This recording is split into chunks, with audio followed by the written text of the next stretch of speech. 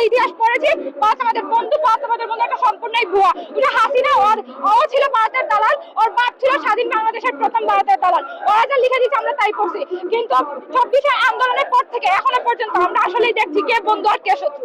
জুলাই আন্দোলনের যারা অগ্রগামী ছিলেন তাদের মধ্যে অন্যতম ছিলেন ওসমান হাদি।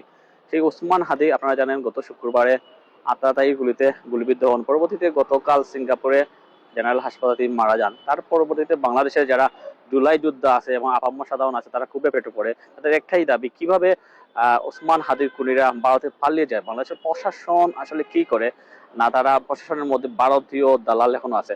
অবশ্যই এই কাণ্ডটি পরিকল্পিত হত্যাকাণ্ড।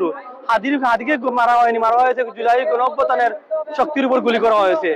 এই জুলাই গণঅভ্যুত্থান শক্তিকে ধ্বংস করার জন্য ভারতীয় সরকার বিভিন্নভাবে পরিকল্পনা করেছে। আপনি দেখেছেন হাদি খুন করার পর হাদিকে কিভাবে ভারতে গেল।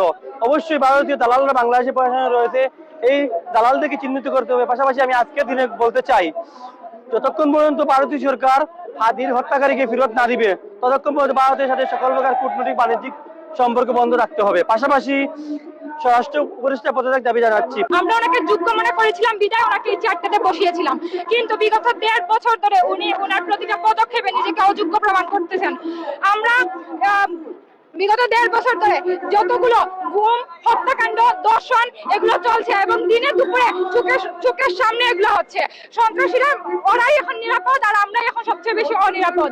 গত শুক্রবার বাদ জুমা আমাদের সহযোদ্ধা ওসমান হাদি ভাইকে গুলি করে হত্যা করা হয়েছে।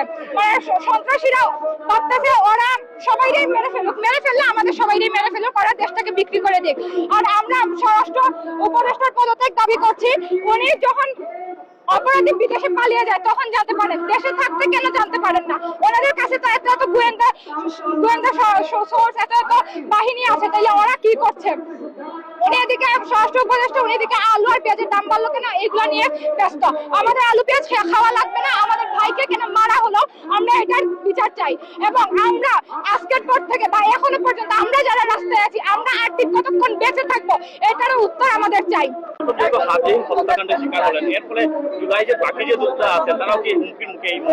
অবশ্যই আমরা সবাই হুমকির মুখে, আমরাও প্রতিনিয়ত বিভিন্নভাবে হত্যার হুমকি পাচ্ছি। বর্তমান সরকার আমাদের নিরাপত্তা দিতে সম্পূর্ণ ব্যর্থ, পুলিশ প্রশাসন সম্পূর্ণ ব্যর্থ। পুলিশ প্রশাসনকে আরো কঠোর হতে হবে এবং ফেসিস আওয়ামী লীগ যারা আছে, যারা ঘোরাফেরা করছে এবং ফেসবুকে বিভিন্ন হুমকি দিচ্ছে, তাদেরকে যতক্ষণ পর্যন্ত ধরতে না পারবে, ফেসিসদেরকে আইনে আওতায় না আনতে হবে, ততক্ষণ পর্যন্ত বাংলাদেশ সুষ্ঠু নির্বাচন করা অসম্ভব।